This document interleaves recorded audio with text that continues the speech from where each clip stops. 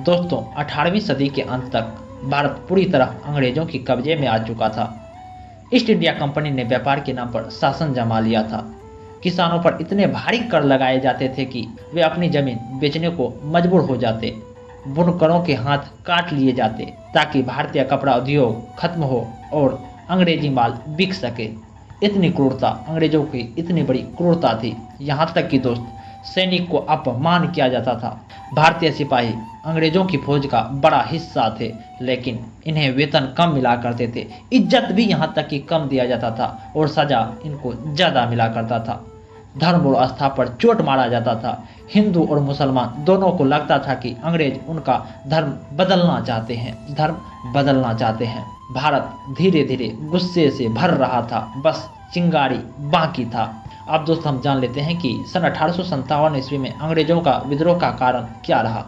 दोस्त मैं आपको बता दूं, सन 1857 ईस्वी का विद्रोह अचानक नहीं हुआ। इसके पीछे कई कारण हैं, जैसे राजनीतिक कारण, तो आर्थिक कारण, तो सामाजिक कारण, तो सैन्य कारण। बहुत सारे कारण हैं, तो इसको हम अच्छे से आपको समझाना चाहता हूँ कि कैसे राजनीतिक कारण, कैसे आर्थिक कारण रहा है।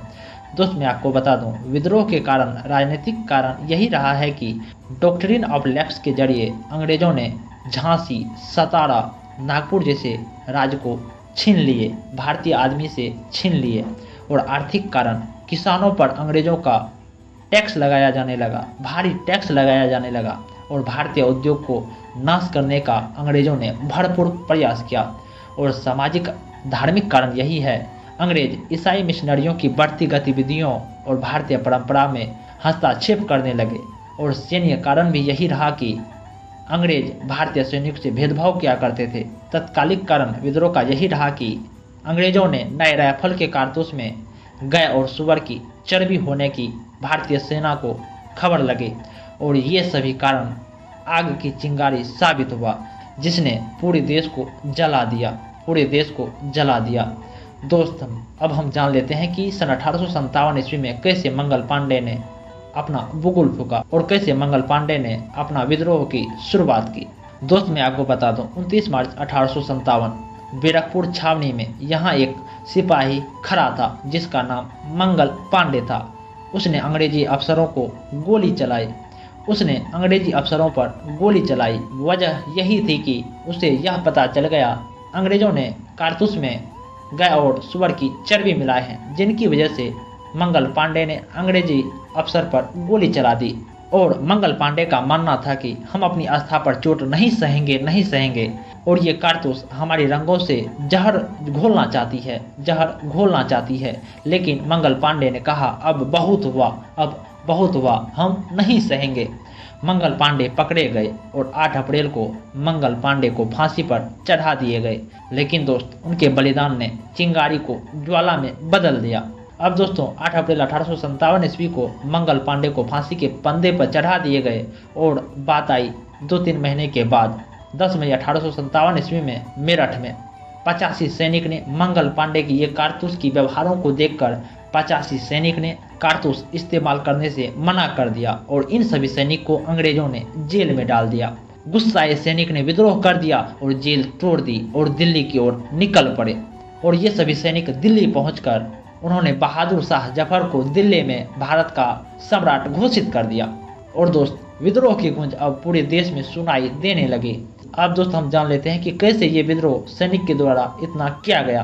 दोस्त अब ये विद्रोह केवल दिल्ली तक सीमित नहीं रहा, कानपुर हो या झांसी, अवध हो या बिहार, हर एक जगह ये विद्रोह होने लगा। कानपुर में यहाँ नाना साहब ने अंग्रेजों को हराया और स्वतंत्र शासन की घोषणा की।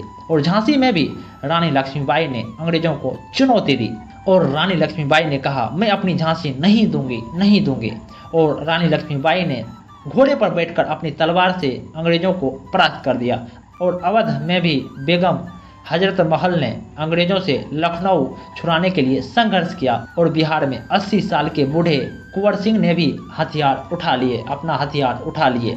और दोस्त जैसे जैसे समय बीतता गया, शहर हो या गांव में नारे गूंज उठे, मारो फिरंगी को और अंग्रेजी साम्राज्य की यहाँ से नींव हिलने लगे।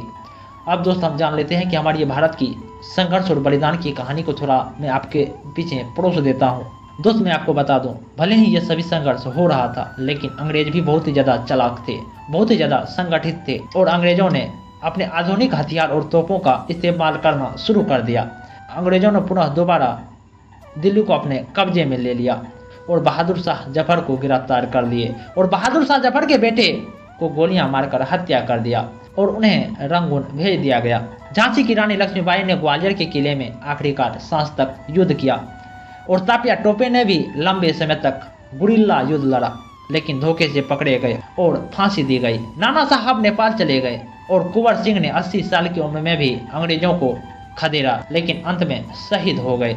हर जगह बलिदान, हर जगह खून, लेकिन ये खून मिट्टी में आज़ादी की खुशबू बो रहा था। अब दोस्तों हम जान लेते हैं कि ये सभी विद्रोह करने के हमारे को क्या परिणाम मिला और इसका क्या महत्व है। दोस्त मैं आपको बता दूं, सन 1857 ईस्वी का विद्रोह का अंत असफल रहा।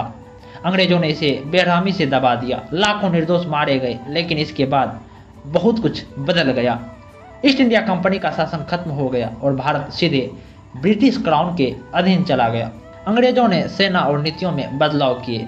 सबसे बड़ा असर भारतीय के दिलों में आज़ादी का सपना जाग उठा और सन 1857 ईस्वी ने दिखा दिया कि हिंदू और मुसलमान साथ मिलकर अंग्रेजों को चुनौती दे सकते हैं। और यही आंदोलन आने वाली पीढ़ी महात्मा गांधी, भगत सिंह और सुभाष चंद्र बोस को प्रेरणा मिली। दोस्त कहना चाहूँगा, सन 1857 ईस्वी का संग्राम भले ही असफल रहा, लेकिन यह हमारी आज़ादी की पहली गूंज थी। मंगल पांडे की गोली, झांसी रानी की तलवार और कुंवर सिंह का साहस, बहादुर शाह जफर के आंसू, ये सब मिलकर कहते हैं कि गुलामी कभी स्वीकार मत करो, गुलामी कभी स्वीकार मत करो। आज जब हम आज़ाद हवा में सांस लेते हैं तो याद रखना, इसकी नींव सन 1857 ईस्वी के उन वीरों ने अपने खून से रखी थी। दोस्त कहना चाहूँगा, यदि आपको ये वीडियो पसंद आया होगा तो आप इस वीडियो को like, comment, subscribe and share जरूर कीजिएगा। और दोस्त यदि आप अपने देश से प्रेम करते हैं तो आप कमेंट में जय हिंद, जय भारत और वंदे मातरम जरूर लिख कर जाइएगा। नमस्कार दोस्त, जय हिंद दोस्त।